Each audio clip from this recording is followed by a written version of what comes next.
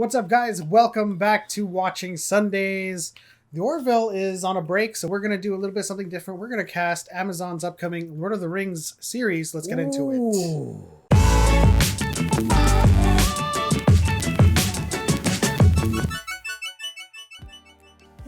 Lord of the Rings, man. Yeah, it's been a long time since I've binged that whole series, the entire trilogy. It's even been a while since the Hobbit trilogy, right? I think I would speak for every fantasy fan that Lord of the Rings is dear and true to our hearts, but it's coming to Amazon. Yes, it is. And what we're going to do is we're going to fan cast the most likely people we would see in this series. Now, there's a lot of rumors and speculation as to what they would cover, but they did confirm it's going to be taking place in the Second Age, and that's like a huge chunk of time. Now, this is really only exciting for me because, you know, I'm not like you. You know Lord of the Rings. Like, I only really know it on the surface. You know, I enjoy it as an entertainment, as the story, as it unfolds in front of you. But, you know, wanting to dig down a little bit deeper into the lore of everything is still something that I'm very much interested in. But no, nonetheless, I'm not a lore master in any. But you know more than most people. Yeah. I mean, like I do read a lot of the stuff just out of a pure curiosity. Yeah. But there are still a lot of things that I don't know. Now, when we talk about the Second Age, there's a lot of things in the Silmarillion, the Book of the Silmarillion, that they could cover. They could cover the story of Beren and Luthien, which is basically like, if you see Stephen Colbert talk about Lord of the Rings, he likes to cite this quote about Arwen, which is basically, in whose likeness Luthien has come again. And Arwen is supposed to be like a reincarnation of Luthien, which was like this beautiful elf that fell in love with a human back in the Second Age. His name was Beren. Sounds familiar. Yeah, and so Aragorn, Arwen, obviously their relationship harkening back to that. But I think most likely they're going to cover the first War of the Rings and the Forging of the Rings. And so we're going to cast just basically the primary roles. We're not going to go really deep into it. Of the people that we would most likely see. And some of them you'll be familiar with because they still existed in this age. Yes. And some of them not so familiar. Some of them very esoteric, and you'd have to probably wiki them. Yeah, not so familiar, but you've heard of them if you've watched any of the Lord of the Rings movies, or even The Hobbit.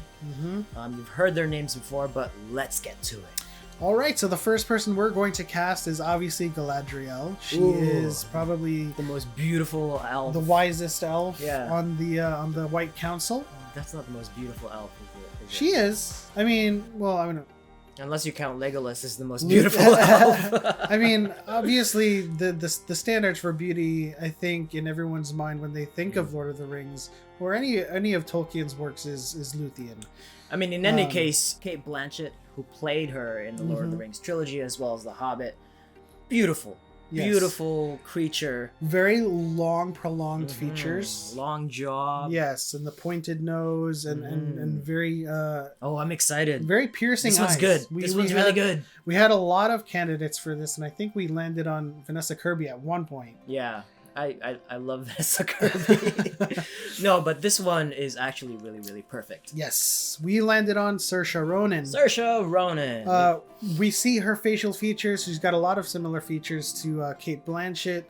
And then when we see some of her pictures when she's blonde, she almost looks like Cate Blanchett. Yeah, she's got the long, pronounced nose, the long facial features, strong jaw, and she can command the screen like she has in her roles. Yes. Mind you, when we're casting these guys, we're kind of assuming that either the people are too old to reprise their roles, or the de-aging technology isn't there to make Legolas look like young when he was in The Hobbit. Maybe. So when we cast people out of their original actors, that's the assumption we're taking, right? That they're not going to be available. And so if Cate Blanchett's not there, Saoirse Ronan. Saoirse Ronan is actually perfect. You can imagine, you can picture it. Take a look at what we've got. I have such inheritance by blood, regardless of who I marry or do not marry. We must discuss succession Before marriage, not the other way around. Next on the list is Elrond. Now, obviously, we can't count on Hugo Weaving to be available, but if he is, obviously, we would love to see him back. Yeah, as but Elrond. going back to the de-aging thing, I don't know if we can de-age Hugo Weaving. Nick Fury was pretty well de-aged. But that's Marvel Studios' budget. I doubt that this one's gonna have that budget. In any case, we're assuming, of course, that they're not going to have him available. So for Elrond, we, of course, landed on Matt Bomer from Blue Collar. Mm-hmm. Now, he has very strong elvish features, and I've always thought he could play an elf. And when I put him side to side with Hugo Weaving, I think he has a lot of the same features. Yeah, same so facial features as well. Same facial features, and bone structure. Yeah. You imagine him making the same expressions as Elrond, talking down to people and being high and mighty, and of course being Arwen's father. You see Matt Bomer. I see Matt Bomer. There's a lot of candidates for this role, but Matt Bomer. Yeah. There's not much to say here. I mean, he's the Lord of Imladris or Rivendell before it was Rivendell. But yeah, he's on the White Council too, and a lot of this stuff will be echoing the things that we've seen in The Hobbit, because that also takes place in the Second Age. Continuing on with the theme of elves, we have Glorfindel. He was actually omitted from the Lord of the Rings. Sadly. Shout out to my sister who pointed this out. Arwen wasn't the one who saved Frodo when he was being chased by the ring wraiths in Fellowship of the Ring. It was actually supposed to be Glorfindel. But in any case, they should and they will hopefully bring Glorfindel into this world. He was the mightiest elf. He was, the Legolas basically back in the day. Do you think that he is mightier than Legolas? I think so. You think of like a mighty warrior who is the champion of their race almost. Like Legolas, obviously, he was a great archer, great fighter for the Fellowship. We had the Galadriel of Lothlorien, who were all amazing archers, and a lot of the people on the Elven troop are amazing archers. Now, if you're picturing somebody that's kind of like Orlando Bloom, right? Like he's got that kind of long, kind of scrawny build, but very agile, very nimble, and we really like Jamie Campbell Bower. Yes, from Mortal Instruments. He actually looks like he would be playing Glorfindel in that movie. I mean, when I see the pictures of him in Mortal Instruments, he looks like an elf. Yeah. He already has that long dew. He's got those piercing eyes. And that is the one thing that I'm focusing on right now. Piercing eyes. Those piercing eyes. When he comes into the screen doing his, elven warrior magic dance. Elven warrior magic dance. You just extreme close up on his face, his searing eyes. Boom, that's awesome. Just put some long locks on him and there you go. Moving on to the race of men, we're likely going to see Erendil, which is the ancestor of Aragorn. He is the king of Numenor during the forging of the rings in the Second Age. He is one of the first to elicit aggression towards Sauron. And we're going to talk about Sauron in a little bit later. But he is the king of Numenor. And so you think of someone who's old, wise, obviously, and of course for this role we obviously landed on Charles Dance. Oh man, I can just picture him. He's just so intimidating as a character. The way he delivers his lines. We will take that ring. I don't know if I did that correctly, but Sauron is a big threat to our kingdom. Anyway, so for this role, obviously we're going for a little bit of an inception here. So he plays Tywin Lannister on the Game of Thrones. So he's going to be playing Erendil. And so the person playing his son, Isildur, Nikolaj Coster-Waldau. So he obviously plays Jaime Lannister. And so they're father and son in that universe. They could play father and son. The Jaime Lannister before he got good, right? Like, you could see his intimidation as Erendil. He falls obviously to Sauron, yes. And then you can see the evil takes Jaime. Narsil. Yeah, evil Jaime comes into the scene and takes the ring. And I think that's actually really perfect. Yes. Think about it. Also, just think about it. Also, more Inception. The Hand. Moving on to the rest of the cast, we have Celebrimbor. He is the Noldoran prince, an elf, a smith. He's the one who forges Vilya, Narya, and Nenya, the 3 rings of power for the elves. And he's also working with Sauron at that point under the guise of ANNATAR. We'll get to him in just a second. And for this role, obviously, we landed on Stuart Townsend, Queen of the Damned. League of Extraordinary Gentlemen. Yes. He's got the features, obviously. The elven people have a certain, purveying theme, right? Yeah, they got you strong just gotta have like that jawlines, nose too, like the bridge. Piercing eyes. I think I could picture him as more of a kind of like a gruff elf. Yeah. In this story. He also had dark locks too, so he's not one of those people that need to look good in like a blonde hair or white hair. Yeah, but I've never seen a blacksmith or a forger in any of these Lord of the Rings movies. Yeah, so they're in the behind the scenes, so, yeah, right? so I don't exactly know what they're going to look like in appearance. I would imagine that they're a little bit more disheveled, right? Yeah. But still elfin. That's funny, right? You still glowing. Makes me think back to a joke that I heard about, you can be disheveled, but you can't be shoveled. You can't be D. I mean, you say ruthless, right? But if you're not ruthless, you can't have a lot of ruth. Anyways, yeah, I mean, he's probably a little bit rougher around the edges, right? Yeah, of course. So I want him to have like a little gruff on him, but still has that kind of like Breaking Dawn.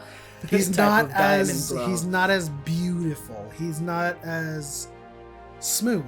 Right. Yep. Right? So he matches that perfectly. Moving on to Gandalf, that's a pretty easy one. Ian McKellen has said he's up for the role. He wants to play it. He wants to reprise it. So this is just we're not going to assume. This is just one of those characters that you can't cast. You can't try to recast it as hard as you try to do it. He's going to be Gandalf for the rest of his life. And even if he dies, they'll just reprise his role through unused footage. Gandalf, where are you going? To warn Erebor. I have no idea what is coming. I saw them with my own eyes. Rank upon rank of warrior orcs. You must summon our friends, bird and beast. The battle for the mountain is about to begin. Moving on to the next wizard. Oh, I like this one. Saruman. I like this one. Saruman. The White Wizard. The White Wizard. He used to be good, and then he turned to be... Unfortunately, R.I.P., we cannot use Christopher Lee. He is passed. Rest in peace. And so we are going with someone who is old, obviously, can play a wizard figure. And, from Wrath of Titans, we have Bill Nye. Bill Nye from Underworld Evolution. Yes. Oh, can you picture that? You will take the ring. Is it not a fair trade, the life I have granted you, the gift of immortality? But the abomination growing in her womb was a betrayal of me and of the Coven. I did what was necessary to protect the species, as I am forced to do yet again. There is one ring to rule them all. All. I find that all of these rings are unnecessary.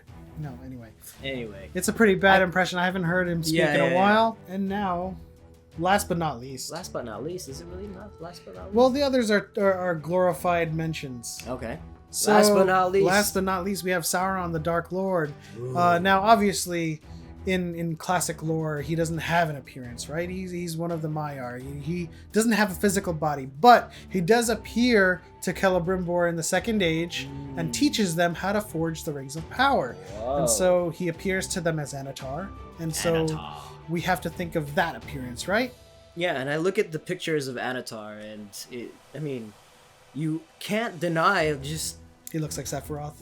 Yeah, it looks like Sephiroth. I was just looking at it, and I was telling you, it was like, let's try to cast Sephiroth, and we couldn't have thought of anybody else better to fit that description or the features than Alexander Skarsgård. Alexander Skarsgård of Tarzan, True Blood, especially in True Blood. Just right? Look at him in True Blood. Look at him in True Blood. He is all like, if you try to recast a movie or you do a casting call for any movie that has anything to do with elves, you just gotta look at people who've played vampires before. Basically, right. Especially ANNATAR or Sauron, right? He's appearing to them out of a guise of helpful nature or whatever, right? But he's actually someone that's very villainous, right? Yep. And we think of Alexander Skarsgård in True Blood, Eric Northman, he's pretty evil in the beginning. And then turns a leaf. He's got the look. So He's you got cast the look. people that Yep. obviously have experience playing, flipped characters, basically. Dual characters. Yeah.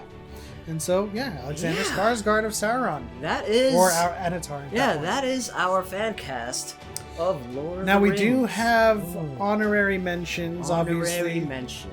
The Obviously, people that don't yeah. matter. Thranduil obviously is going to be Lee Pace, obviously, because he's played him before. He did a great job.